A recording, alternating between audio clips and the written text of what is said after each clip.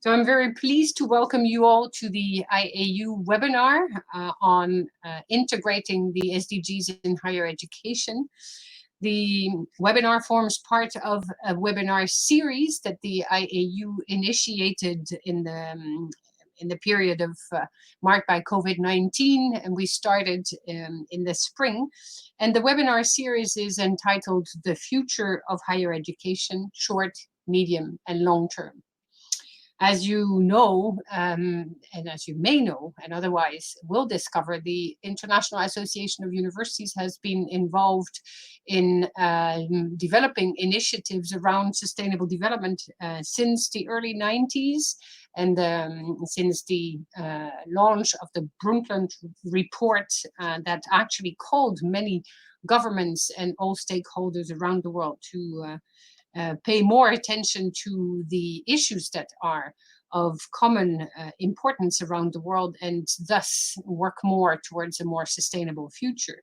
And since the early 90s, we've developed all kinds of activities also relating to work that Alexander Leicht will have the opportunity to explain, i.e. the work of UNESCO in fostering, in particular, education for sustainable development.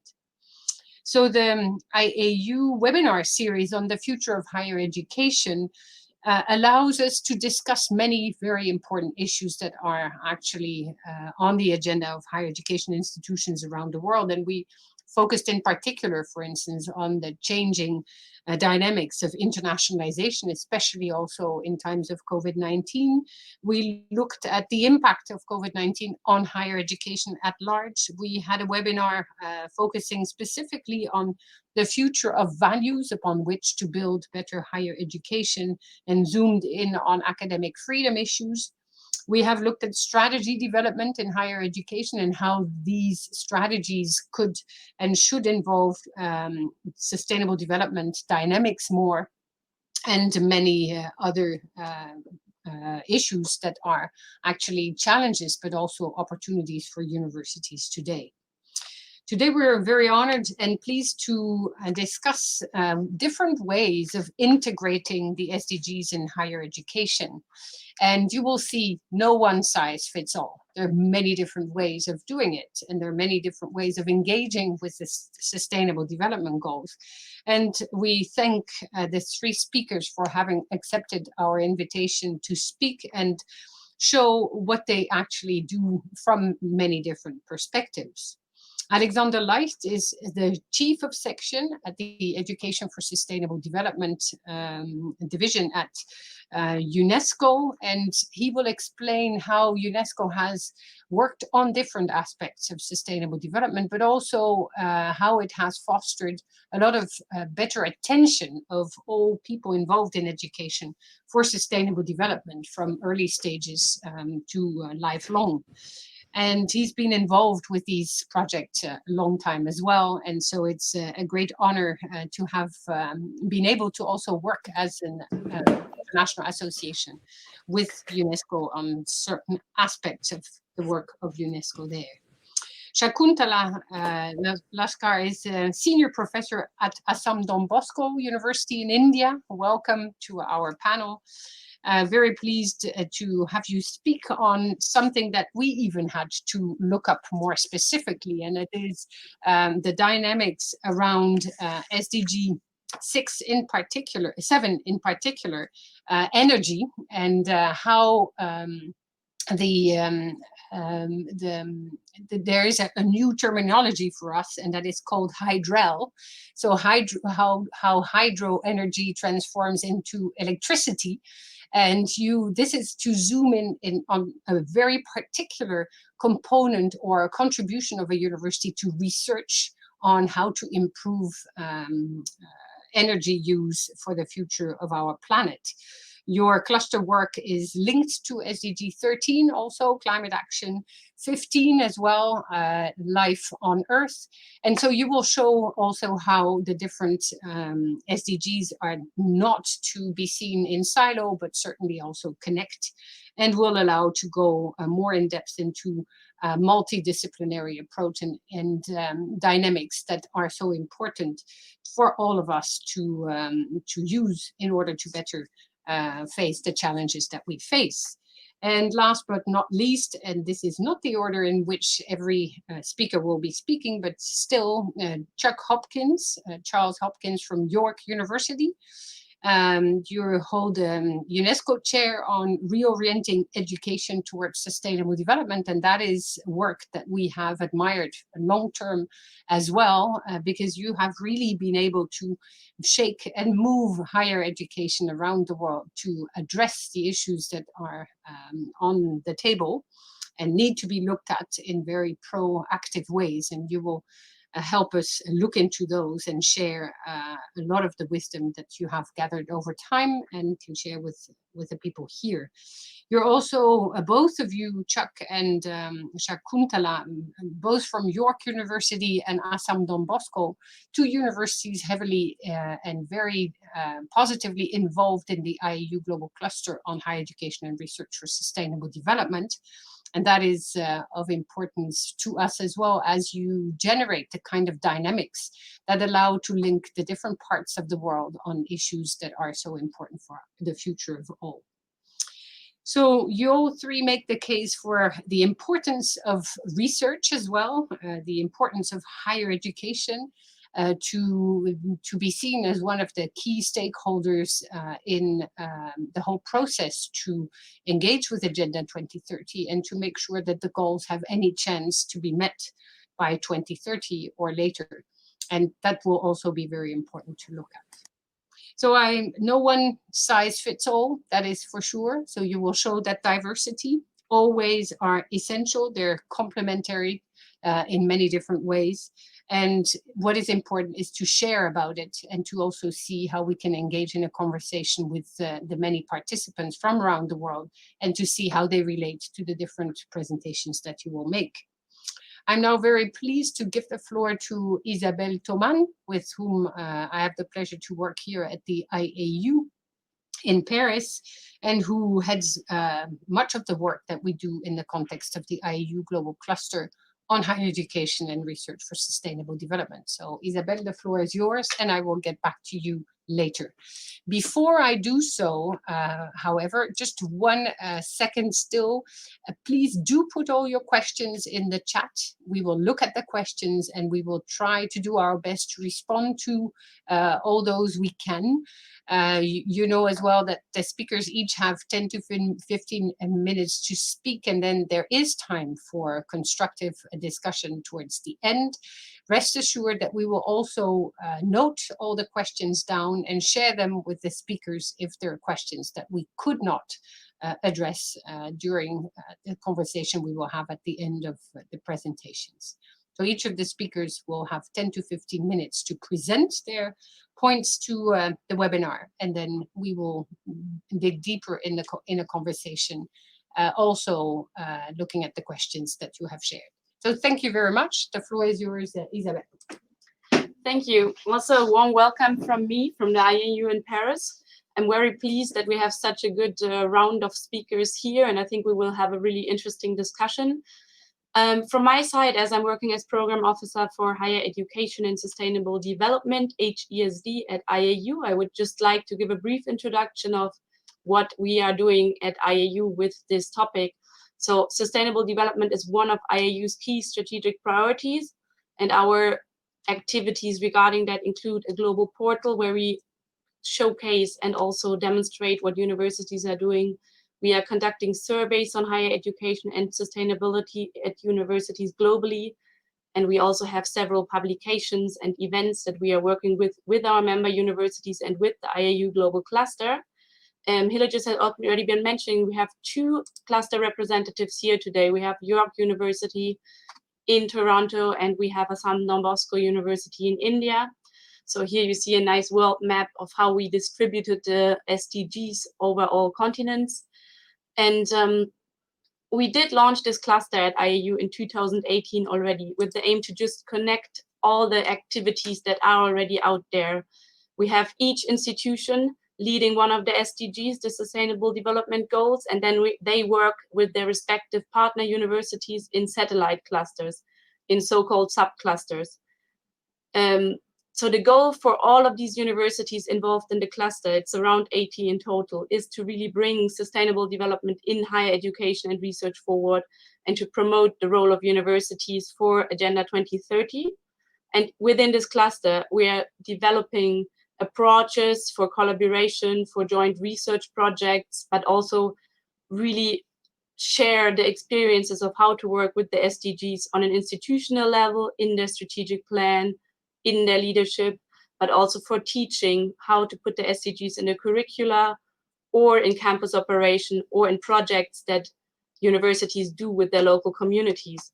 So within this cluster, we really have two concrete objectives, which is to work as a research and networking hub for universities that are working with the SDGs, but also for those that are new to this approach of working with sustainability in line with the UN Sustainable Development Goals. And then, of course, we also serve a bit as this global voice for higher education and sustainable development at the UN level, at the government level, really stressing that higher education and universities do play a role, they do contribute to sustainable development and to society. So this is just a very brief introduction to the work we are doing. And I think you will see later, and we can also put that in the chat, the links to the IAU Global Cluster. You can see on this map that we have several universities involved there. It's a bit small, but we make sure to send you the link as well later on. And for any questions on that, please do not hesitate to come back to us in the end. Just without any further ado, I want to give the floor to our great speakers, and we will start with Alexander Leicht, the Chief of the Education Section at UNESCO. So Alexander, please go ahead. This was just a brief introduction from us, and we're happy to hear your part. Thank you. Thank you very much, Isabel. Thank you very much, Hillige.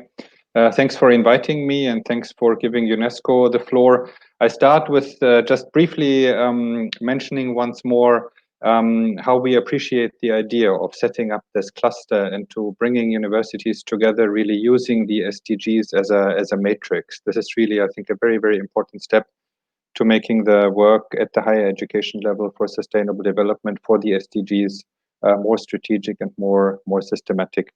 What I will do in the minutes I have is just to briefly present this new framework that we have for education for sustainable development that our member states through a very deep consultation process developed, our member states governments, but also then many other stakeholders, non-governmental stakeholders, practitioners, teachers networks, higher education networks.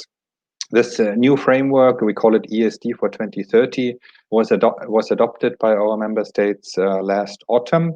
And we are now in the process of rolling it out, a little bit, of course, hindered by the pandemic situation.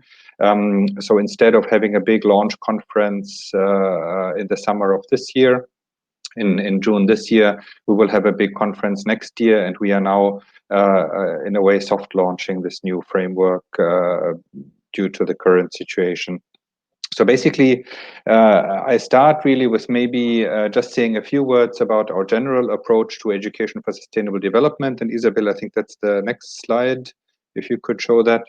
And that would be that, of course, education for sustainable development, the next one actually, education for sustainable development really for us means integrating knowledge, skills, values, and attitudes into education, those knowledge, skills, values, and attitudes that really empower everyone to contribute to sustainable development. That concerns all levels of the education system, and it also concerns all types of education, formal education, non-formal education, informal learning.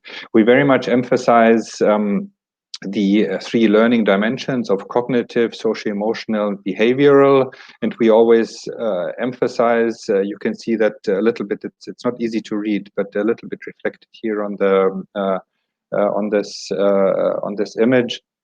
We emphasize that the cognitive learning dimension is, of course, very important to get the basic facts about sustainable development and the sustainable development challenges, but the ultimate goal of this type of education is really action in the real world, behavior change at the various levels.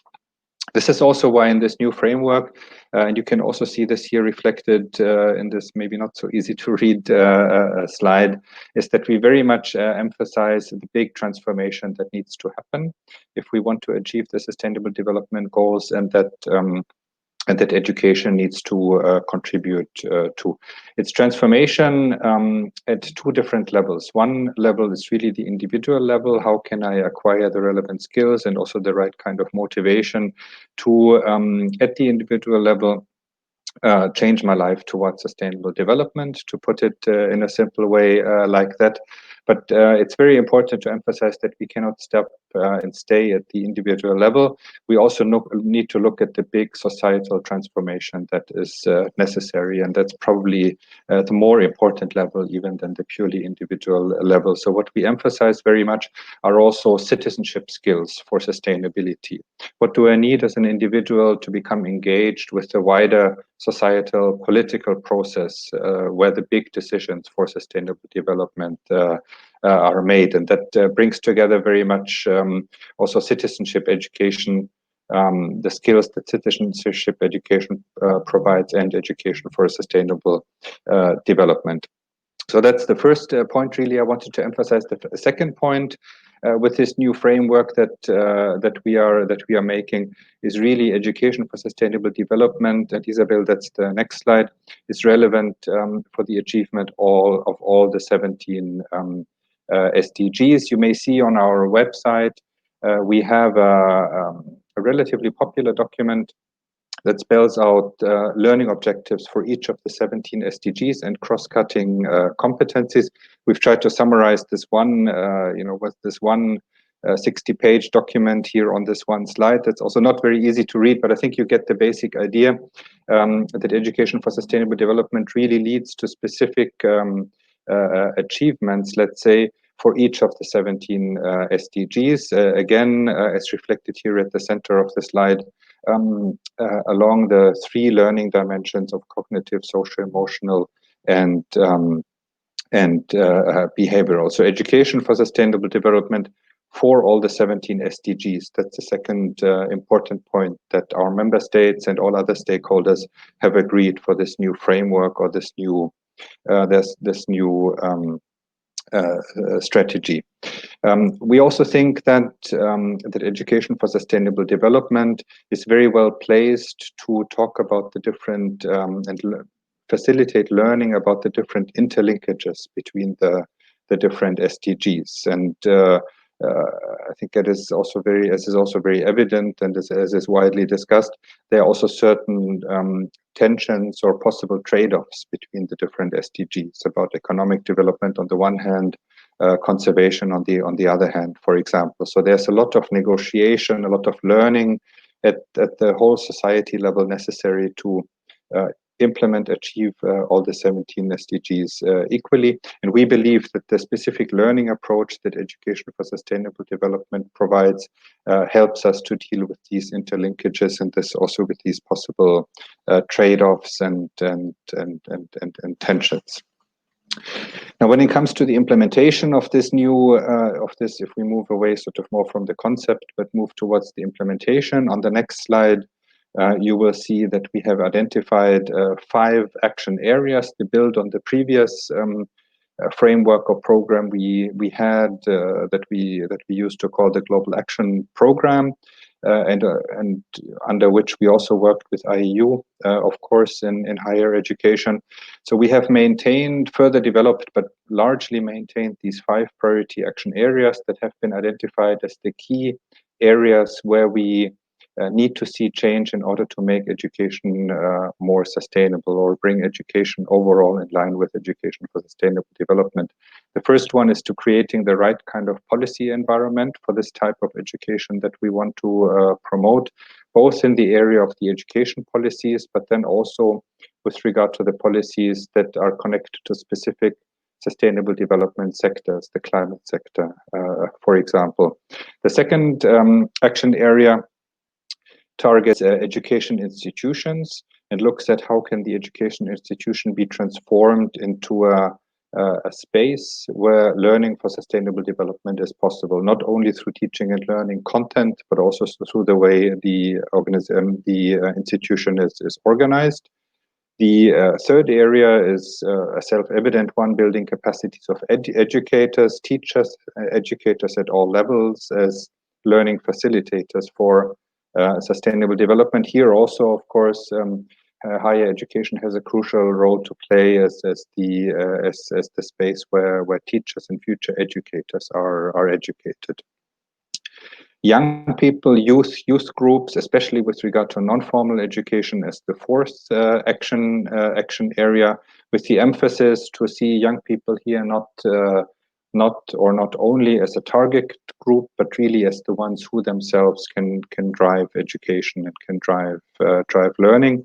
And the fifth action area, where in a way all five areas come together, is at the local level. How can we at the local level, through the local networks, but also through local government, facilitate learning for sustainable development in the community level. So this is basically the matrix through which we have been and will be developing activities together with all our partners, such as IAU, such as different universities, but also then, of course, partners in areas beyond higher education, because as I've emphasized, the work concerns really all levels and all types of all levels of the education system and all types of education. From UNESCO, just to finish my short overview, because I see also my time is coming to an end, we will emphasize very much providing support at the country level.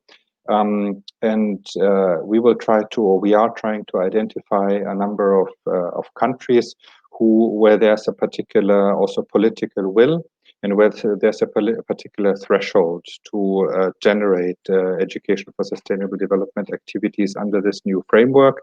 And we will try to provide support to those countries in order to achieve the progress there. We will also set up, or we are setting up, building on the previous work, a network of stakeholders at the regional and the global levels in order to facilitate exchange of good practices. We are doing research in order to track issues and trends to make sure that the implementation is evidence informed. We are also trying to engage, of course, in resource mobilization, because this is always has been and still under-resourced area of work. And then part of our responsibility is also to track the progress globally, in line with UNESCO's role as the official sort of reporting agency, the custodian agency for the global indicator for target 4.7 of the Sustainable Development Goal 4, the target that includes ESD. I stop here. That was my very hopefully not too rushed overview of our new framework, sort of the key ideas behind it, but then also the areas where we are planning to implement it. And I'm sure we can come back to some of the points later in the questions. Thanks a lot. Thanks very much. Thank you very much, Alexander, for this presentation and this overview of what UNESCO is doing, and especially stressing the citizen side and this need for transformation and the interplay between and interlinkages between the SDGs. I think also in a university context, we will get back to this topic and get back also to the links you send here. We can also see more information on the UNESCO part. And also for our participants that have been asking, we will be sending the slides and the recording later on. So don't worry if you don't manage to write them down now. They will be made available later on the IAU page. So now I would like to give the floor to Charles Hopkins, the UNESCO chair in reorientating education, towards sustainability, from York University in Toronto. Charles, are you able to switch on your video, or do we have you join by sound? Yeah. Unfortunately, we have a terrible internet connection here, so it'll have to just be sound alone. Okay, we hear you just fine. Okay. So that is good. Then thank you, and the floor is yours. Okay. All right. Thank you very much, and thanks for this opportunity. I'd like to begin with just a couple of opening remarks. One about the context of this webinar. I'm thinking back, the history of UNESCO teaming up with IAU regarding the role of higher education in the quest for a sustainable future really goes back a long time. I recall that I was present at global meetings organized by IAU and UNESCO with university leaders as far back as 1991 in Halifax. And then later in parallel sessions at the Earth Summit in Rio, we met, and later again in Quebec City, all seeking and trying to outline the roles for higher education. Today, of course, the rationale for the engagement of higher education goes beyond the original research and training of science professionals that the UN requested in Agenda 21. But it's realizing the potential of reaching a much broader audience and actually preparing tomorrow's leaders. We know that a very small percentage of people actually get to go to higher education, about 8%, but that 8% will become 80% of the leaders and shapers of society of tomorrow. So this leveraging role of higher education and the relevance of ESD, as Alexander's slide pointed out, is not just recognized by UNESCO, but by the UN as a whole, and not just limited to SDG 4, but to quote the UN saying, as a key enabler of all of the SDGs. I think even beyond that, philosophically speaking, with position ESD as a new purpose of education. It needs to be included in the essential discussions that are emerging. COVID, restructuring of basic education and education at all levels, fundamental questioning of why are we educating people and so on. So just as opening remarks to think of this in context. So slide, please. Yeah, thanks. One of the was creating subclusters for resource building, research, and networking hubs. So what I'd like to do is to look at one of the particular clusters, and that's subcluster 4. Our members are Charles University in the Czech Republic, the International Islamic University in Malaysia, Lefana University in Germany, Rhodes University in South Africa, and the University of Peace in Costa Rica, as well as our university, York University in Canada. The thing is that they are all well established, they're well connected globally, and the subcluster itself benefits from the networks that are within each of these 6 members. The overarching plan is to target higher education senior leadership, the executive management, the senior decision makers who have the resources and the responsibility to act. So our work is focusing then on ESD at the core of a quality education and looking into a whole institution approach towards sustainability. So this subcluster 4 is collaborating in activities such as creating executive material on the history and the evolution as it emerges of the whole institution approach in higher ed, sharing best practices, experiences, and proven benefit. You can see that it's also about advising universities and colleges on change strategies. It's about addressing sustainability in student and faculty mobility in higher ed. This is an emerging one, very important. Revising our thoughts of mobility for both students and faculty. Rethinking how to enhance the feeling of global citizenship. Being in solidarity with the other. Emotional experiences, connectedness, all of this, which we have been taking part in mobility and internationalizing higher education, but now considering it in the context of the ecological footprint of this, the pandemic, the cost, the effort. So we need to rethink all of this aspect. And so the cluster will be hosting a major virtual conference in January around World Education Day. So you can watch for that. So, but I would like to point out that within each of these subclusters, there's no additional resources. So each of our activities has to be reframed and repurposing existing resources and efforts. So I thank everybody all of the institutions who have accepted this responsibility. The second slide, please. So let's look at sort of an example of how one university is developing their whole institution approach in a context of it almost being a research approach. At York specifically, there's a long history of addressing the elements of sustainability, dating back to York being one of the original signatories of the Halifax Declaration, as I mentioned, in 1991. They have a long history of looking into diversity, social justice, environmental consciousness, atmospheric research linked to climate change.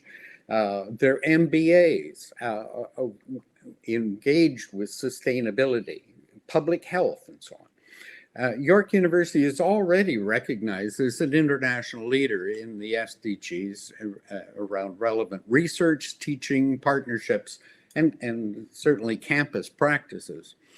Now, building on this, York has moved ahead with an academic plan from 2020 to 2025.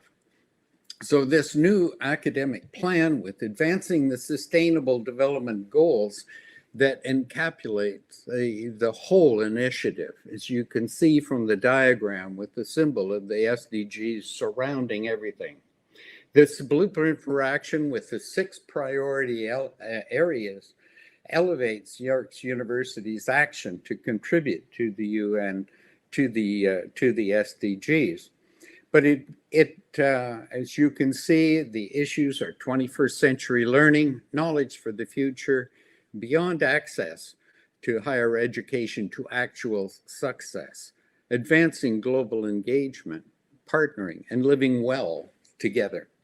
It means addressing a whole institution approach towards sustainability, and this encapsulates then not only teaching and research and community service, but the operations, purchasing, food, transportation, internationalization as schemes, investments, and so on. And to do this requires dialogue and engagement on all faculty and staff. So this means building on a comprehensive sustainability strategy that we already had in 2017, and to come is a revised internationalization and global outreach strategy with SDGs as an anchor. Now, I must say, ranking and the Times Higher Education and so on have influenced and have helped. And what it is doing now is building a dialogue regarding the real criteria beyond what is listed in Times Higher Education that we should focus on to better serve our students in the community now and later throughout their entire lives. Slide 3, please. So this next slide is again a specific micro look at a crucial role that UNESCO plays in embedding sustainability in higher education. That is the establishment of the UNITWIN UNESCO chairs. On Alexander's presentation, he mentions about contributing to strengthening ESD through research, both quantitative and qualitative research from global networks. And highlight one of these aspects, and that's working with the UNESCO chairs. These UNESCO chairs, as you can see, the concept was established in 1992 with originally 700 institutions from 116 countries that it has grown to be today. It promotes North, South, South, South, and so on collaboration. The chairs are sort of think tanks and bridge builders between the academic world, civil society and local communities, mainly working through research, and now focusing more on policymaking. The idea is to collaborate and to address the pressing challenges that are of concerns with the UN and UNESCO, and to contribute to the development of their societies. So overall, it really enhances the capacity of higher education as a contributor. If you look at the picture inside, this was a meeting of the German UNESCO chairs in Wuppertal earlier this year, where they were creating a German collaborative plan, integrating the work of all of the chairs, spanning social sciences, environmental sciences, and the different accents in a collaborative way.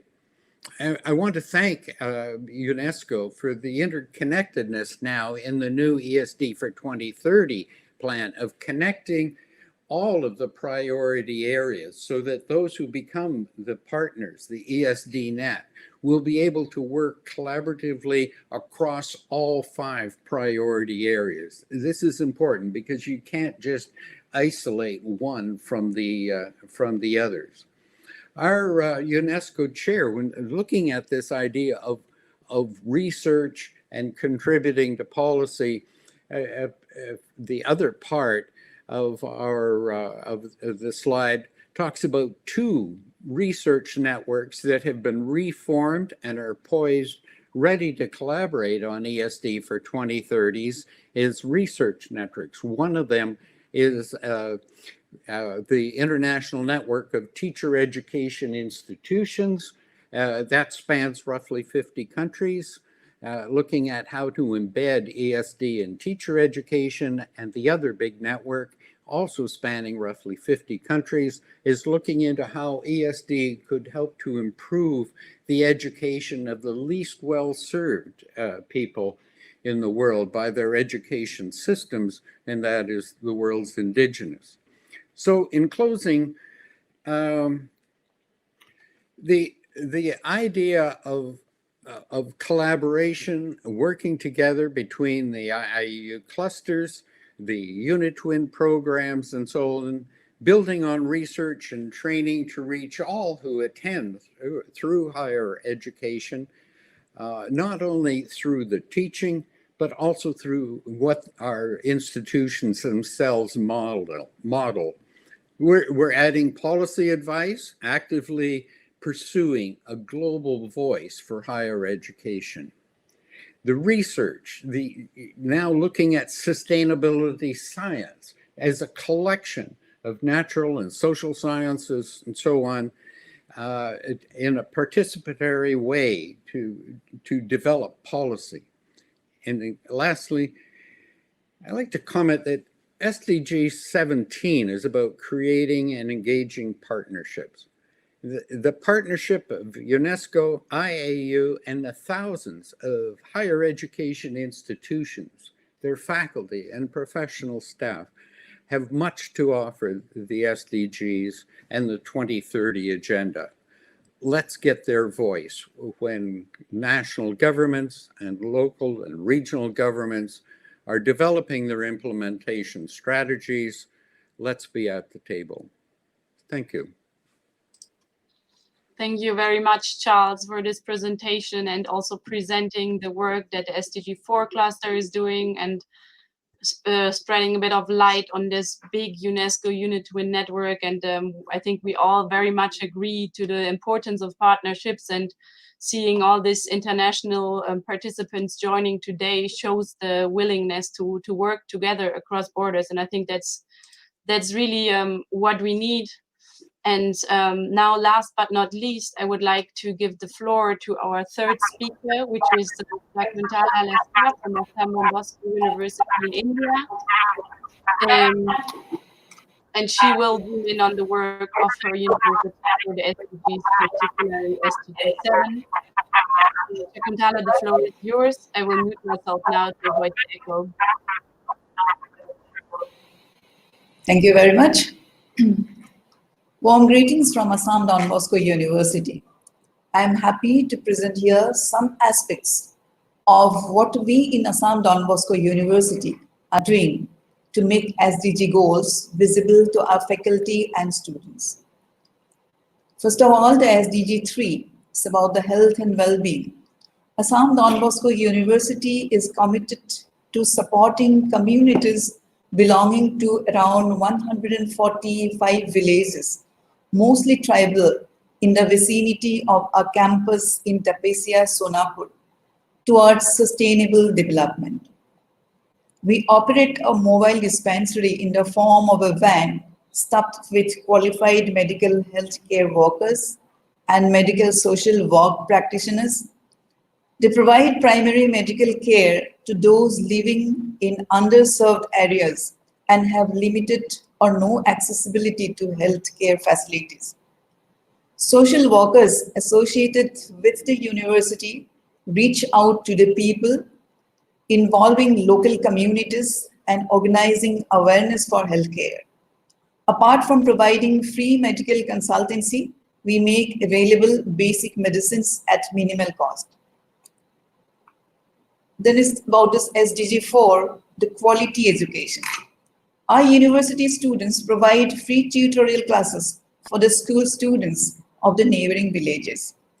With the guidance of our faculty, they also conduct sessions on life skills, personality development, and career guidance to address the educational needs of the adults and children in the neighboring villages. These programs are organized in each of our 3 campuses and reaches out to more than 100 children in each of the campuses. In the engineering college campus, the program is called Swastayan, which is commitment to eradicate inequalities in society through education. The Master of Business Administration students conduct a similar program called Prajwal, lighting lives through education. SDG 5, which is about gender equality. Our university launched an initiative in adult education for village women with the strategy Educate to Empower. The initiative encompasses a 6-month certificate program in basic English, reading and writing, and workshops on career guidance, enabling them to guide their children. Child development and parenting, nutrition and balanced diet, physical health, communicable and non-communicable diseases, mental health, and human rights. Then about the SDG 6, this is about clean water and sanitation. Assam Don Bosco University had conducted a participatory rural appraisal in 12 villages. Next slide. This is SDG 6 slide for clean water and sanitation.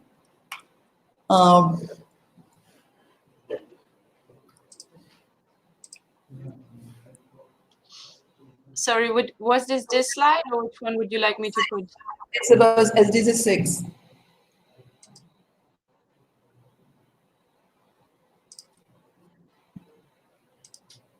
Next. This one. A participated rural appraisal in 12 villages in the vicinity of its campus. Based on this, the Center of Excellence in Nanotechnology at our university developed low-cost solar-powered water purifiers. They utilize green technology for filtration and purification of ground and surface water. The filtration unit includes sand and gravel for the removal of particulate matter. The adsorption unit has activated charcoal and nano-absorbing material for absorbing metal ions. Apart from allocating a solar-powered water purifier to each of the 12 villages, interested, educated, and unemployed village youth have been trained to maintain these purifiers in their villages. The training also had the aim of enhancing the entrepreneurial capability of the village youth. European Union Ambassador to India, Thomas Kozlowski, in his visit to the university, inaugurated this project. He congratulated the university for its role in making pure drinking water available to the poor. The next one is about the SDGs 10, which is reduced inequality. Swabalamban, or self-help, is a project of the university for training educated up to 10 standard unemployed youth in technical job-oriented skills for employment opportunities in electrical and electronics, information technology hardware, installation and maintenance of power backup systems, and computer application training. Till date, 100 young people have been trained and certified in such practical job-oriented technical training. This program has been acknowledged by the International Association of University as a best practice in a survey among 120 educational institutions worldwide in Sustainable Development Goal 10 of reduced inequalities. Then next one is about SDG 13, so climate action.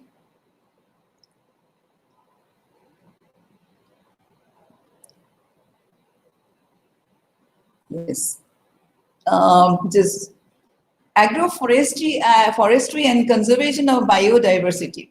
For the conservation of healthy ecosystems, the university has embarked on plantation drives spread over 190 acres of its campus at Tapesia. The variegated cropping of tea, coconut, rubber, cocoa, cashew nut, agar, ginger, and turmeric have been established as livelihood projects, as well as demonstration farms and seed gardens. The university also launched a greening initiative which involves planting and custodianship of tree samplings by individual students who will pass on the nurturing of the trees to the next batch of students prior to leaving the university. Water conservation and supply management.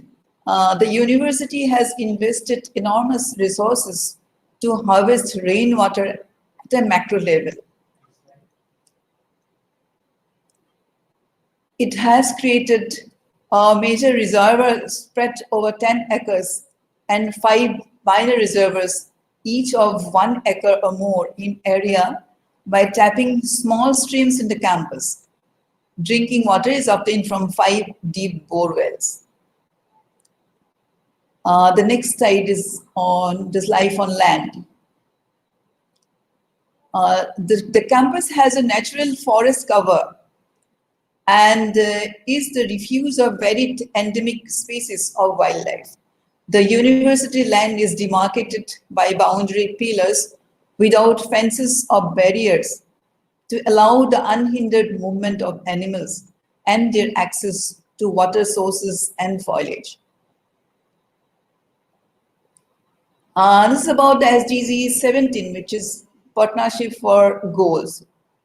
The university has a large network of 22 collaborative activities in research, 61 linkages with institutions, industries for internship, on-the-job training, project work, and sharing of research facilities. It also has 38 MOUs with important national and international institutions and universities, and linkages with industries and corporate for academic activities, research, and career opportunities for students. So now I shall be switching on to ADVU and SDG 7 and about the research in energy efficiency. The targets for SDG 7 includes access to affordable and reliable energy, increased use of renewable energy, improving energy efficiency, clean energy research, etc. So Assam Don Bosco University is the cluster lead for SDG 7.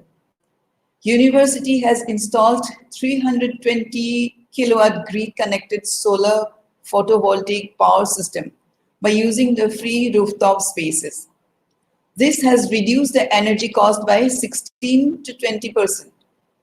The installation of a facility for generating micro hydroelectric power up to 15 kilowatt is underway. The university is focusing on energy efficiency. The Bureau of Energy Efficiency, Government of India, has been mandated to help 100 existing buildings achieve net zero energy building status. That is a building with energy performance index less than 15 kilowatt hour per meter square per year. EDBU is one of the 100 buildings to be assessed by the Bureau of Energy Efficiency. The assessment has been completed and we will soon get a roadmap to achieve near zero energy building.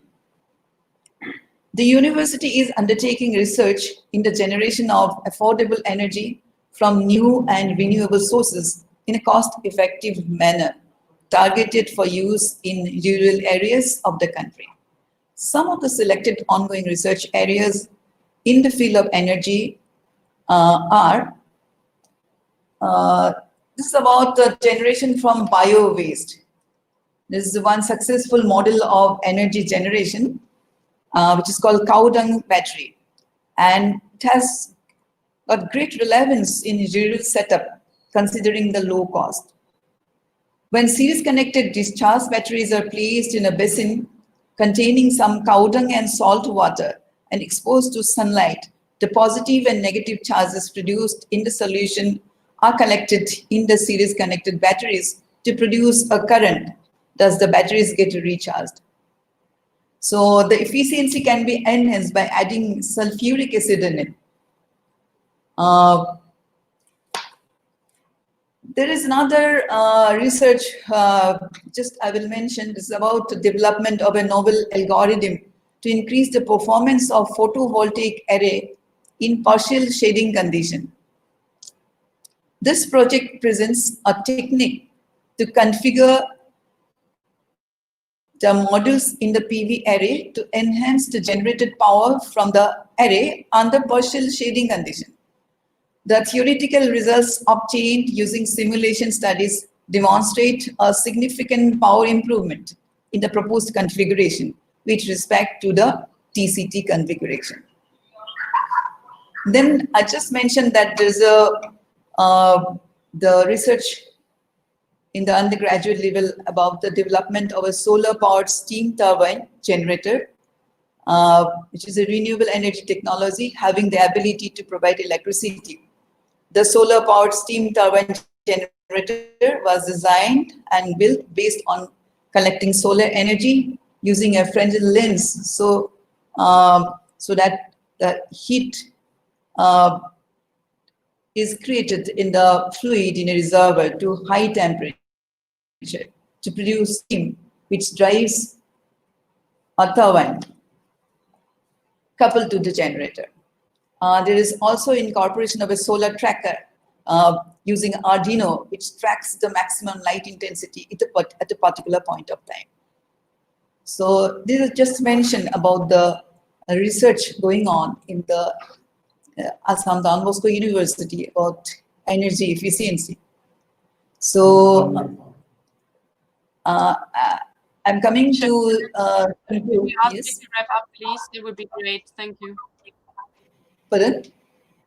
Could we ask you to have some final words and wrap up so we can move on and don't go over time? That would be great. I'm just coming to the conclusion. Okay, perfect. The pandemic impact has not been, not been able to dampen the spirit of the university community. Teaching and learning continued through online classes in the last spring semester using different platforms like Google Classroom, Google Meet, Skype, etc. This autumn semester 2020 has also started in the virtual mode. From the experience of the last spring semester, we are looking for greater effectiveness in the teaching learning process. We have adopted service learning as a strategy in the teaching and learning activities in all the university. This provides an opportunity for learners to enhance their understanding of concepts and theories in the practical environment. Though apparently similar to volunteerism and internship, it's different from this. It's more focused on enhancing a student's understanding of theoretical knowledge through service experience in community and reflection on that experience. So I come to the end, and thank you very much for giving me this opportunity to speak on behalf of Assam Don Bosco University and what you are doing here about the SDG goals. Thank you very much. Thank you so much, Shakuntala, for sharing these very important projects and showing how you can really work with the SDGs in the community. I think it's important to see how you can put one SDG into an actual project and help also people in your region and locally and connect that to the teaching at the university. So now I would like to move on to the more interactive and discussion part between our journalists, our panelists. And I would give the floor again to Hilij Vanland, our IAU Secretary General, who will moderate this discussion. And thank you again to the participants for the questions in the chat. We will get to them in a minute, but now we will commence the discussion with these questions. Hilij, thank you. Thank you very much, Isabel. And thank you very much, Chuck, Alexander, and Shakuntala for these very interesting presentations. I think in common, I see that there is a real wish to showcase how the education sector engages with the SDGs and how they actually develop new strategies to build it in the strategy itself of education institutions. But two overarching questions could be the following ones that I will pose as generic ones to each of you and invite you during 2 minutes to react to. And then I will take some of the questions from the chat box as well.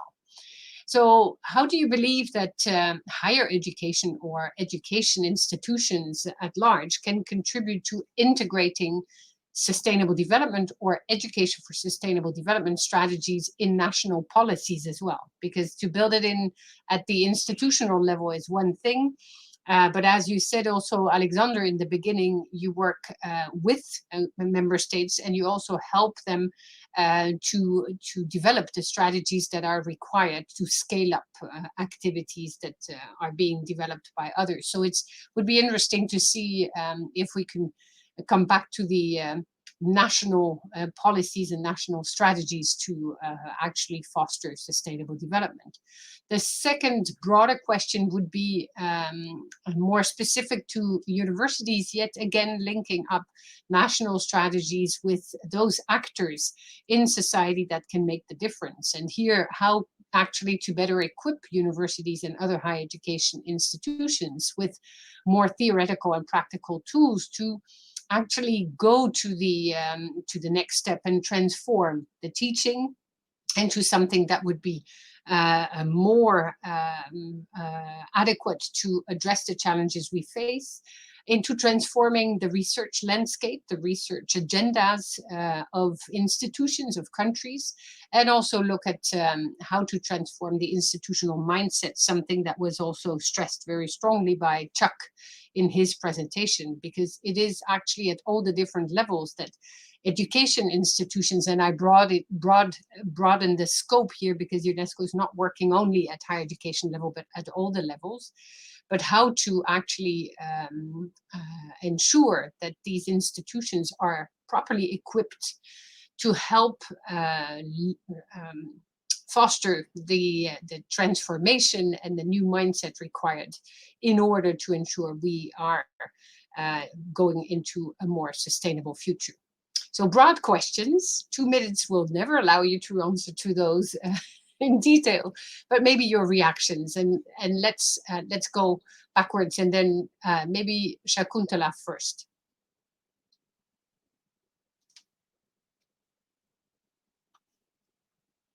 Education contribute to integrate sustainable development strategies in national policies.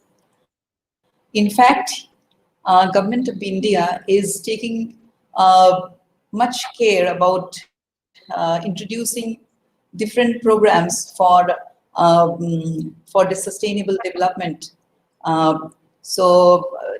For example, the Swachhata Vision, there is which actually for I mean the cleanliness drive. It's a cleanliness drive, and then they claim that the government claims that then out of the states of the country, the eight states are already there. SDG index. That's SDG index is more than 65, and there is no state which is below 50. So this is the statistics they have shown. So therefore, in the national policies, I think it's going on the right direction, and so it's, I think, in the right direction. So we can, the universities have to take care of this, the mindsets. They have to work on the mindsets of the common people, and that is very important. Yeah. So the common people must be aware of the SDG goals, and that's, we have to spread the message of that is with us, because unless and until we make the common people aware of these goals, then nothing is going to happen. So that is the feeling I have for this. Thank you. Thank you very much. Alexander, may I give you the floor to maybe address one of the two broader questions, or try to combine them? Yeah, thank you very much, Iligi. I can try just to say a few words about it. So I think the first one is about the national policies. Of course, it's as I also tried to briefly say in my contribution, it's key to get the broader policy framework right in order to advance education for sustainable development. And here, I think the key strategy is really forceful advocacy. Higher education institutions are key members of a society, are key for the future of a society, as those who train future leaders or the future workforce more generally of a society. So I think there is a certain leverage that higher education institutions, university presidents have with regard to national policy makers, and I think it is a lot about really making the case right, evidence informed about how important it is for the future of the country, say. To integrate sustainable development at all levels. So I think there's no magic kind of solution to it. So I think for me, really, I would say advocacy, really a very, very good advocacy strategy is key. And of course, the more higher education institutions team up for that, the better it is. And that's why also IAU's work and similar organizations' work is so important. It brings different institutions together. Very briefly on the second question, there's also not the one perfect answer. I think what we find is that there's still not enough well-documented examples out there of universities who really implement the whole institution approach at all the different levels: facilities management, education content, education methodology, in an integral way. Of course, we know you have mapped many organizations, many institutions are doing that, but there's not enough really systematic mapping that allows organizations to learn from each other and to use the learning from each other, the good practice exchange, as a kind of tool for further development. So that's my very quick response to that one. Thank you. Thank you very much. Chuck, would you like to also pick up on one of the questions or both? Yes, I think those recommendations are excellent and right to the point. Regarding the first one, I think the knowledge that universities have around the social sciences it would be an important contribution. You know, of politicians, for them to really be on the cutting edge and to bring in policies that aren't already supported politically in the general public. It's very difficult. So they need the credibility of the universities, their voice to be there. Also, I think the role of the modeling. A university of 40, 50,000 is like a small town. And you can measure the flows and ebbs, and there's so much that can be done that way. And I think the proving their use at the community level, whether it's urban planning or rural studies, etc., the realism of being there present on planning committees will slowly work their way up into national policies. Regarding the second one, I think you can't just bring in professional development for university professors. They are not going to do. Who is going to do it? But what we need to do is to engage higher education in discussions and around controversial discussions. One of them being what comes after sustainable development. Sustainable development was simply the best we could do in the mid-1980s. It's very human-centric. It has a lot of flaws. And I think one of the things we could do is to engage the university world in post-sustainable development. And that would really engage, I think, professors and so on, right across the entire spectrum of higher education. And then not only addressing them in the vision, but how would we get there? So the idea of transforming teaching, transforming what is the research that we need, and what is the institutional mindset. So I think it's just kind of a far out thought, but something to throw out there. Thanks. Very good. Thank you very much. In the chat, there was a question by Miandi asking how international organizations can help enhance partnerships and networking between member countries to advance internationalization of universities at the level of a nation. I would like to expand that question. I think it was probably not only to advance internationalization of universities, but also to advance the focus of universities on sustainable development. Maybe that is a question that could go to you, Alexander. So how can organizations also help enhance partnerships and networking between countries? Okay, no, so thank you very much for the question. Of course, as UNESCO and similar organizations, we have our platforms that we make available for international exchange, be they virtual platforms or in times that are different than the current ones, also through network meetings that we regularly organize in Education for Sustainable Development, and where we always have a strong portion of higher education institutions, higher education stakeholders participating. So of course there's these very concrete platforms for international exchange, but I want to say maybe something more with regard to the strategy to pursue. I think one important aspect is that we should make sure that we don't implement sustainability in higher education as a separate track from other processes that are going on. From our perspective, of course, UNESCO, with the leadership on SDG 4 on the education sustainable development goal, it is very important to pursue education for sustainable development or sustainability in higher education as part of the platforms that are put in place for SDG 4 coordination. I think one of the dangers can really be with regard to sustainability when a committed community comes together, works together, which is wonderful, of course, but stays separate from the, say, more mainstream of higher education concerns. So I think with regard to strategizing, that is very important, that at the local level, at the university level, at the national level, and then of course that would be more our responsibility at the international level, we make sure that there's a full alignment of these different or seemingly different agendas. So that would be my short comment on that one, Elige. Thank you.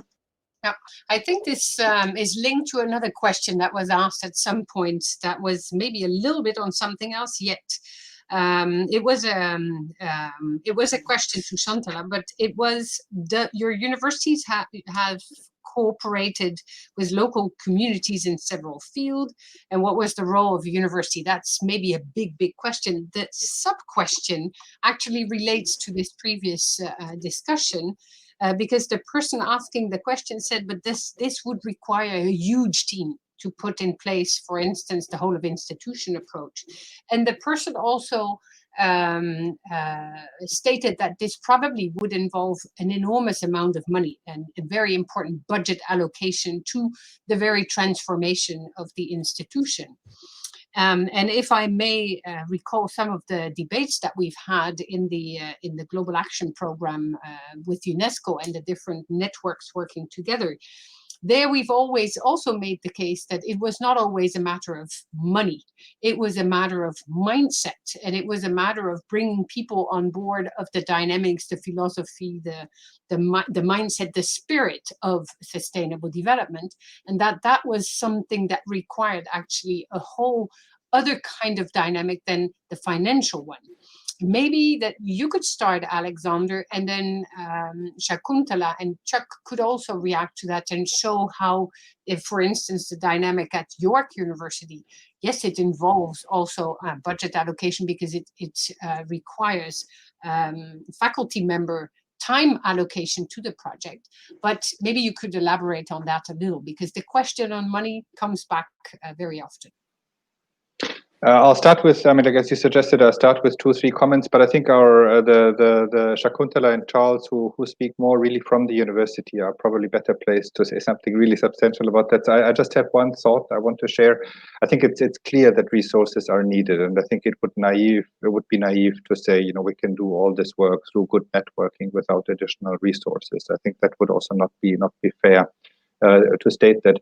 But I think what is equally important, or even more important, is really the political will in the institution. I mean, the cases that I'm aware of where this whole institution approach has worked well was because, of course, there were many stakeholders within the university who were very much sensitized to sustainable development, but there was also a convinced university leadership that provided the kind of management and also like political leadership to take along the whole university community. And of course, that eventually that also came with increased resources for these processes. But even more important, I think, is really the will of the leadership, to put it like that.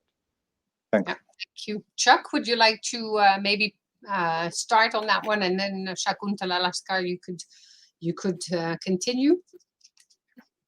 Yes, I totally believe about the mindset and about the leadership, but regarding the funding, the traditional way in which universities have been successful is that it is usually started around energy savings, water. You know, it entered into it as eco-efficiency. And that started to produce the funding trend, which could then be reinvested into the teaching and learning. The other big area of start is that sustainability has this mindset of it being about the environment. And so a number of the core faculty who were started with individual subjects in environment or natural sciences and so on. And but from there, as the discussion began, we saw that this is much broader. This goes into philosophy, you know, worldviews and so on. And so it spread then throughout that. But I think the idea of that also Alexander and others have mentioned is you have to move from the dynamic leader who gets associated with what they were able to do at the university. It has to be embedded in policy to survive the change of leadership. So it's quite a long road, but people have to be aware that moving from eco-efficiency and saving money by turning off lights through to that much broader whole institution approach, and then moving into policy. Thanks. Thank you. Shakuntala, would you like to pick up on this one? We're conscious of time as well. We only have 10 minutes left for the conversation just starting. So it depends on the power of willingness, I feel. So when there is a will, there is a way. So that we can manage if you have a will to do. So that's what I feel. Okay, thank you very much. I see that Amin Hakimi, who's the manager training and career services at Cardan University, is making the case for what to do, or is asking the question, what to do in countries where this is not yet a topic that has been picked up by policymakers or others. Maybe that is also something that we could address. Just as Shakuntala, could you please mute so that the echo is sorry. Yeah, thank you. That is an important issue as well, because some claim that sustainable development has now been picked up by many governments, many countries around the world, but not by all. So how to bring on board those who are not yet on board? That is one of the questions. The other one that was also posed in the question is how to actually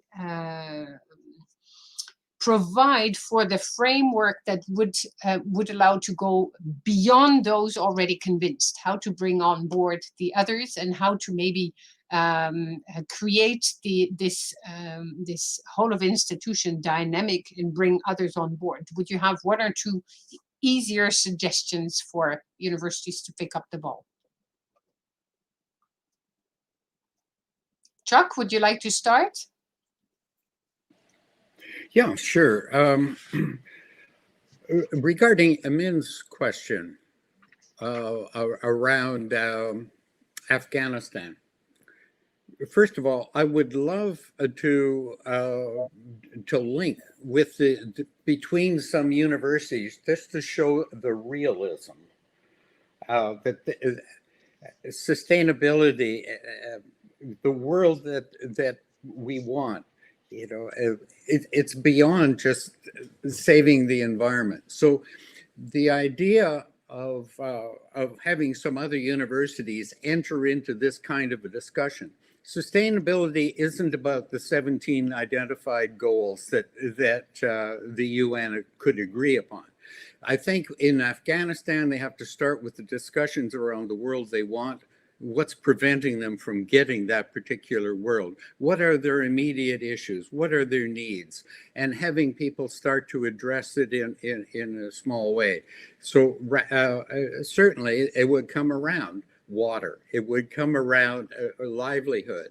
It would come around the realistic things that are there. So I think that would be a great world one. But it is such an important question that I would love to have their university linked to other universities in the north, in the south, etc., to ponder the realism of how do we get engaged and how do we engage other disciplines and so on. Thanks. Thank you. I see you, Alexander, maybe wishing to pick up on this question.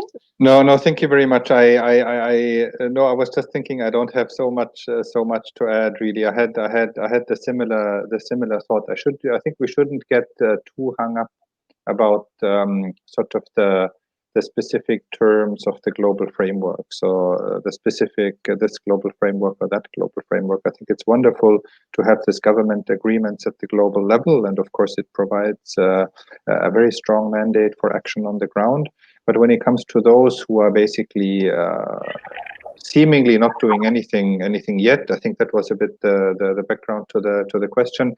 You just start with the actual challenges that are there. I think it's completely irrelevant if you call it sustainable development or education for sustainable development or something else. You just look at the concrete community or country level challenges that you have, and how can you address them, and then very quickly I think you are at the points that are then at the global level codified in the SDGs. Thanks.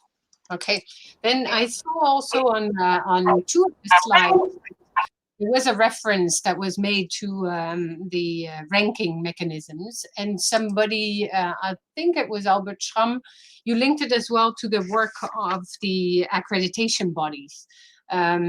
Would you deem the ranking mechanisms and accreditation bodies, which are actually two complementary modes, to have a specific and very strong role to play to transform the landscape as well? I think, Chuck, you made the case that yes, that it was a very good incentive for many universities to actually look more in detail into what universities do and how they do it, in order to then also inform the questionnaires that were proposed in order for a ranking to come out of it. But that was not the finality, but that the aim was to actually bring the teams on board and discuss. But so maybe on the accreditation bodies and all those mechanisms that are actually out there, that universities listen to. I believe that the question comes a little bit out of that, I'm interpreting here, but that accreditation or ranking mechanisms could be triggers to enhance the take-up of sustainable development agendas in universities. So back first maybe to Shakuntala, you also had a slide on rankings in your presentation. Yeah. That is, yeah. Can I show you the slide? Yes, please go ahead.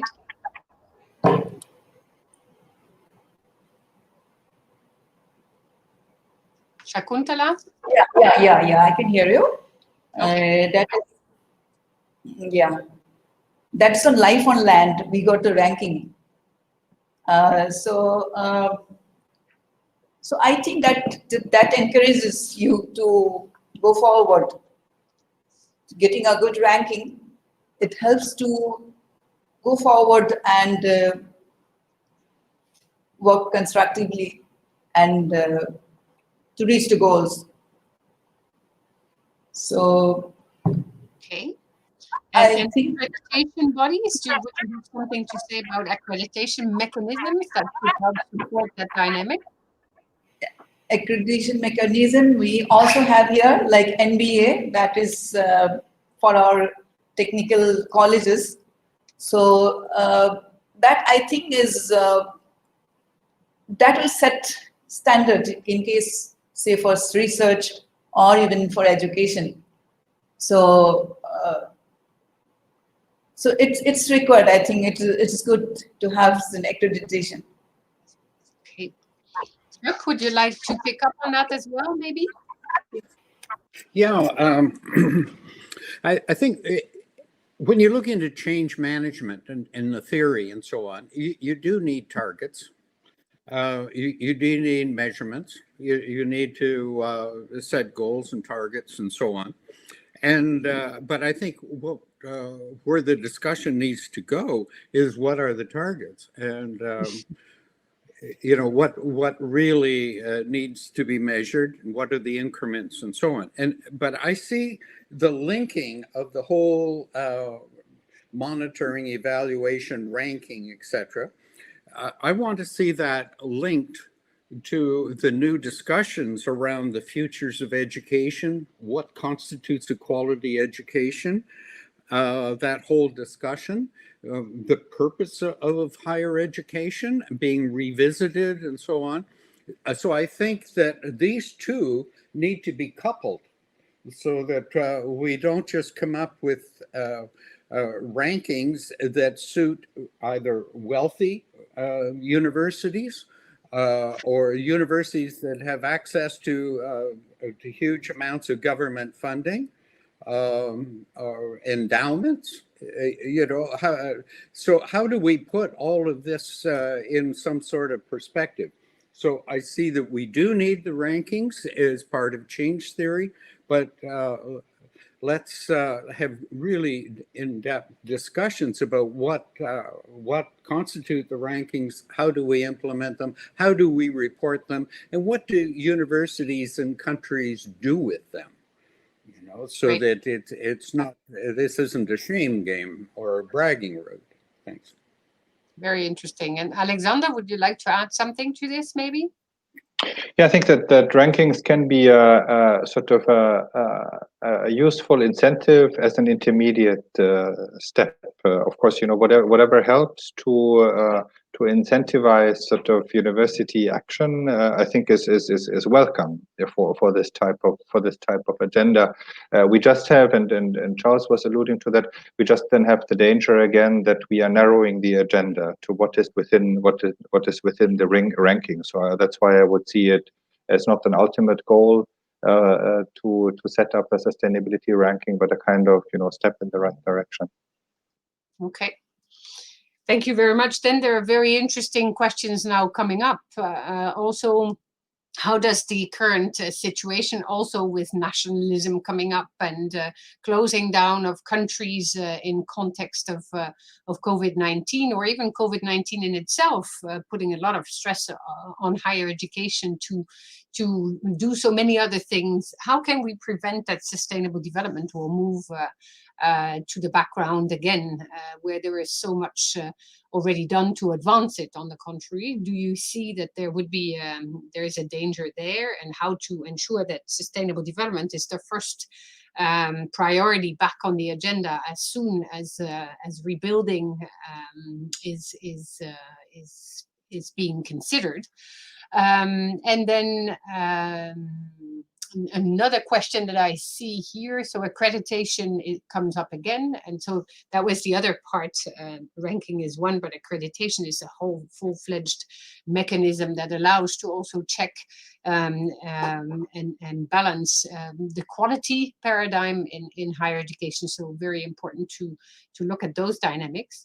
But maybe the question, how in the current context of COVID-19 and everything that universities have to face, and the many tasks and challenges that they are to respond to, is sustainable development safeguarded, and how to ensure that with IAU, with UNESCO, with your good work in the UNESCO chairs and in the cluster, how to ensure that others will see sustainable development as essential to keep high on the agenda now and into the future. So maybe back to any of you who would like to pick up the ball. And then I will have to wrap up, and the other questions will come up later. Shakuntala, would you like to say something, or Chuck? To say about the carbon footprint. The carbon footprint, it's now improving because of this. So I think it will be indirectly helping to reach the goal. So you understand the carbon footprint that is attached to every individual, that we can calculate out. So that depends on how much you travel, how much you, produce some polluted gas. So all these things are now reduced because of COVID. So I think that way we are actually going towards our goals of the clean, planet. But I will challenge you on that one, Shakuntala, if I may, because on the other hand, we also need to keep the communication channels open, the very good internationalization opportunities for countries to not move inwards, but stay open to others. And the travel is still part and parcel of the very dynamics of linking up our initiatives from India to Canada to France and to any part of the world. So that's also important. So the hope of the IAU is also that the carbon discourse is not impacting negatively on future opportunity for partnering up, and also to ensure some good dynamics in internationalization that would go beyond internationalization at home, but certainly also bring people together, to bring them out of their comfort zone, really go towards the others, network, have the opportunity to learn about other opportunities, link up, research systems, science systems, intellectual systems, by simply sitting together and have the opportunity to understand the other better by connecting. That's also one of the key areas of action of UNESCO, you bring people together from all around the world. And it's essential to have these conversations online, but certainly also from time to time to have the opportunity to bring people together physically to get to know each other and then embark on further dynamics. Would any of you wish to react to this very quickly, and then I will wrap up? Yeah, I'll pipe in. I think the idea of looking at the pandemic as a sustainability issue because of how it has affected the general population, the economy, the environment, and so on, it really is a sustainability issue. And so as we seek the next normal, as the next stage, if we have sustainability as a basic principle on what we build back and what we change, and so as an underlying fundamental question that is there, I think this is an opportunity for us to really address it, and the role of higher education in keeping that in both as a philosophical context as well as the practical. How do we deliver fresh water, etc. Thanks. Thank you, Alexander. No, just to add that the pandemic has shown us really how important sustainable development is, in the sense of giving us a vision for the future, as Charles has just said, but also analyzing why we are here. Why did this happen? It has to do something with reduced habitat for wildlife, for example, or could have at least something to do with it. So I think there's a lot to learn from the sustainability discourse, also in terms of analyzing how we came here, and then, as was already said, of course, with regard to where we go in the future, I think we're also realizing that to find solutions to the current situation, if we are talking about finding a vaccine, or if we're talking about mitigating the economic impacts, it's only at the international level that we can make any progress. Thank you. Thank you.